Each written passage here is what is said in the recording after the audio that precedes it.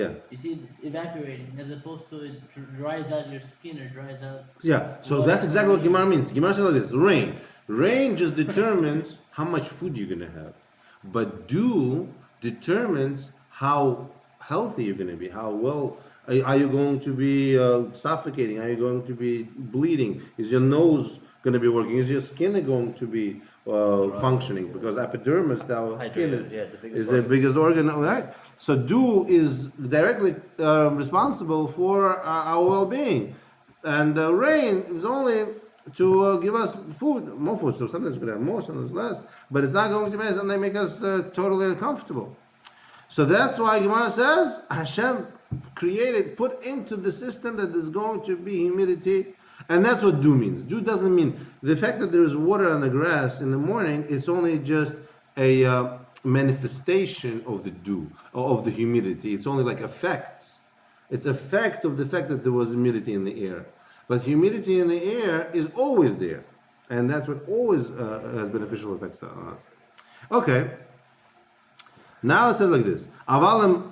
Where are we? Are we in Kufyud Zion? At the Kufyud Zion, Dalet. We already here. Okay. Here. We said like this, that we actually Aval. Where's Aval? Here. Aval. But Im Sha'al, if he asked Matar, Velotal in Machzirinato. Matar is rain? Rain. But if he requested rain, but did not request dew in Machzirinato, we don't make him go back.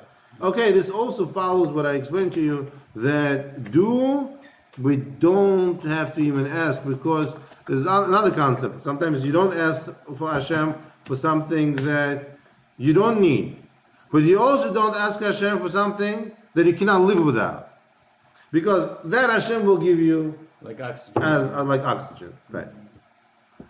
Hey, Im lo sha'al matar. If someone did not ask for rain, which means he didn't in Barach Aleinu, he did not say v'ten tal umatar lebracha. V'ten tal umatar, give tal, do umatar and rain lebracha. Or if he said barchenu, this is the case. He said barchenu. He did not say Barach Aleinu. V'nizkar, and he remembered kodem shamei tefillah.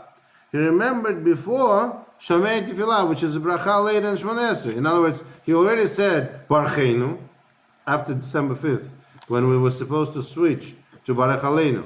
He did not say. He said Barchenu. December 5th. It's not the winter solstice. That's December 20th. It's 60 days, 2 months before the end of winter. Yeah. Because in the Western world, the winter solstice starts 2 weeks later. Exactly 2 weeks later. It's 25th, 21st. Yeah. December 21st is the solstice, which means when it's the shortest day and longest night. Right. And then from that week, Shabbat gets later by 11 or 15 minutes every week. The day becomes longer. Yeah. Usually all the holidays go according to Jewish calendar. Why it's according to solar? Because lunar calendar. Lunar calendar, because over here. Jewish calendar is lunar solar. Because over here we're talking about agricultural year, which is connected to the sun. So we need to figure out when is the winter going to be over. Which by the way, why do we have a winter, summer, spring, and autumn? The tilt of the earth. Why is it the axis? So people say it's tilt of the earth. The answer is no. It has nothing to do with tilt of the earth. Just because the earth is tilted 22.5 degrees, because this way it's not people say it's. What do you mean? It's hold on a second. So 10,000 years ago, scientifically, there was the ice age. Yeah, therefore. And the tilt was the Sahara Desert was blooming in like Greenland, and there was this massive Lake Chad so everything was in reverse. Where we have deserts now, it was lush Greenland. Where it's Greenland's now, it was deserts. The tilt switched. When was it? They're saying 10,000 years ago. 10,000? That's their calculations. You mean it went like this? No. Earth went like this? No, it didn't go back. It had something to do with the magnetic poles of the earth. Oh, the magnetic, it's changing. No, Magnetic- it's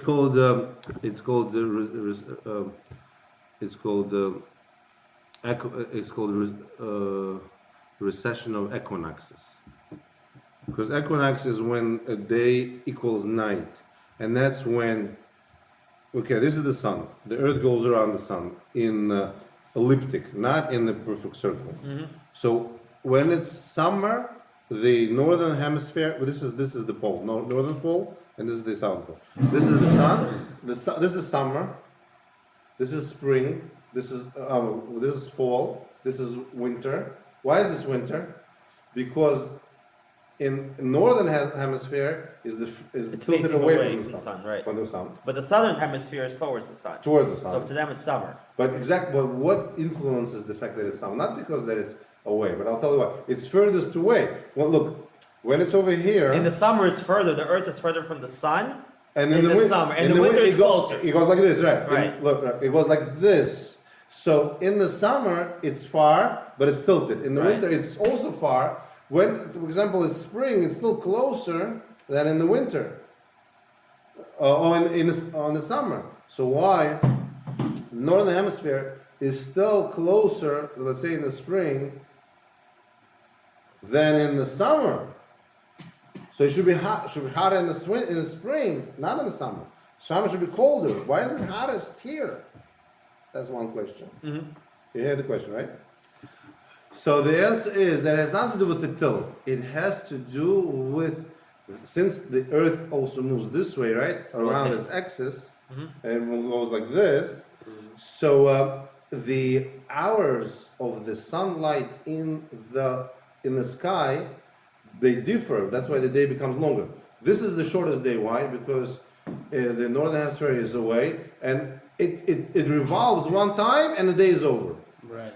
Over here, as it goes this way, after December 25th, we're gonna turn the corner. We're gonna go this way, and every time it revolves, the day is longer. But hold on, time out. The revolutions always take 24 hours. Revolutions don't Correct, change. Correct. However, since you're adding on to the revolution, to the light day, Exposure. and the exposure to the sun every single day, a few minutes more, Right. that heat is cumulative. Right. The Earth's crust absorbs the heat better, The atmosphere. The Atmosphere and the crust absorbs the heat, and slowly it has this effect of creating summer climate. So the heat, basically what we're saying is cumulative. Every single day for 3 months over here, it accumulates heat to create spring here. It accumulates further to create summer here. And then when the day over here turns the point, the day becomes shorter, it starts losing sunlight, and it cools off to create autumn here, and then it loses further to create winter. So it's not just tilt, but it's a cumulative effect of the sunlight in the northern hemisphere.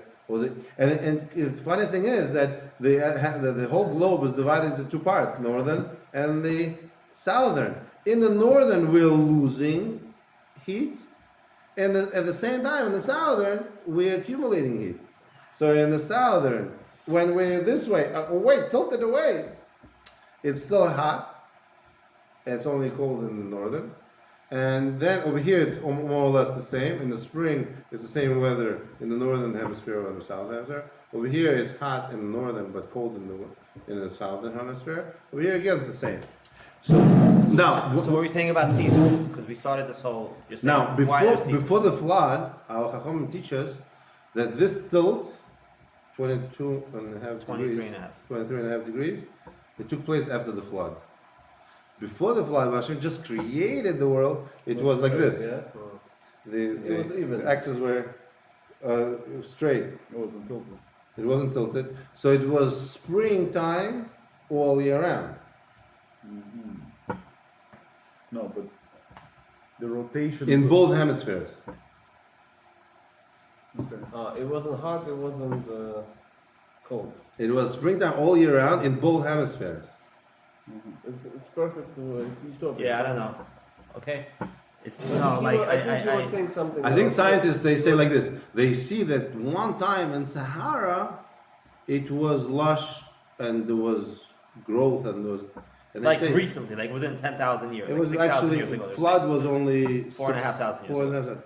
So they see it and they're thinking, why is it like that? They don't understand that there was a flood and Hashem, Chacham say. They say it must have been because they also say that it was the tilt. But precision of equinoxes means You that said recession of equinox. no, it's precision. I'm sorry, precision. I'm sorry, my mistake. It was not a recession. Precision of equinoxes. That's you could look it up.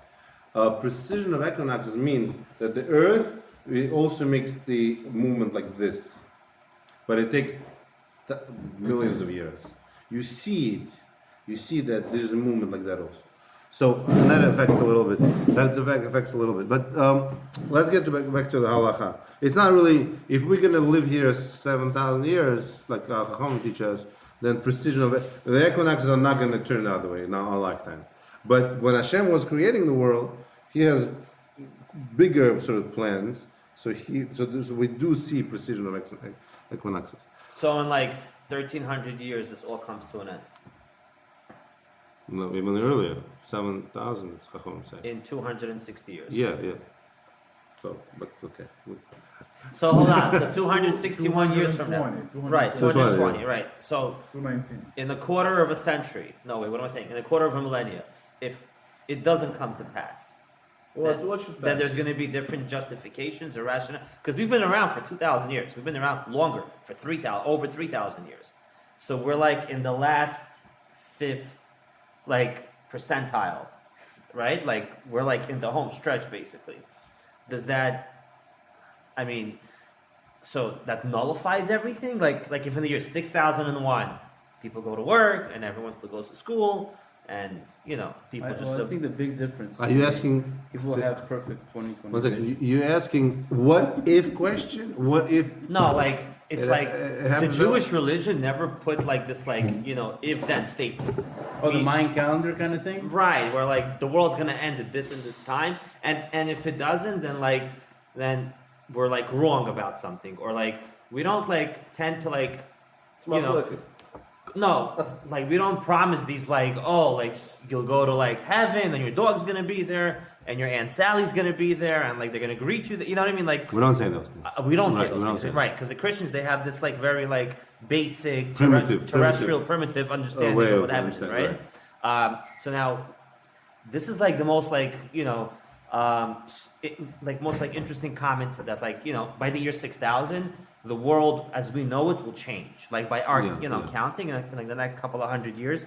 Now if that doesn't happen, does that mean that we counted wrong, or like is there going to be like a rationale of why? Meaning you obviously can't prove it now, so it's kind of like a lame conversation to have, right? But are there any consequences if in the year 6001 if the world just continues? Meaning, Look, there is a school of thought that our calendar is a little off by a couple of 100 years. so it could be off. That's a lot. It could be off like towards our direction, which means it could like Mashiach's supposed to come by like within 20 years, right? Maybe it's also maybe. But although I have to look into exactly which direction we were off. How can we be off? That sounds weird. Because days 1 through 5 are unknown. Is that There what was- you're there saying? was- But the counting started after Adam was created. Days 1 through 6. At the time of Adam destruction was of created. no, at the time of destruction of the Mikdash, there was there's a question when was the Mikdash was destroyed really? 200 years earlier, 200 years later. I know where to look it up. The first one was that, not the second one. Second. Oh, it's in the year 70 AD. I mean, it's like you have like outside, like extra religious contexts. Like you have the Josephus or whoever that wrote about it, like Question modern day is it historians. 7? No, even his books. You mean 70 AD or 270 AD? Like when did it happen? Yeah, are we really so sure that it was exactly from that? But what does that have Yeah. to do with the destruction of the Beit HaMikdash? I don't know why you guys are relying Are you on sure this it's the time. second? Is I the think we should bring Mashiach tomorrow. no, hold on, no, because I think one of the things is because we lost, because that was the biggest calamity. Even the first Beit HaMikdash, it's very clear, like when it happened, how, exactly what happened. What was it? And there's no question.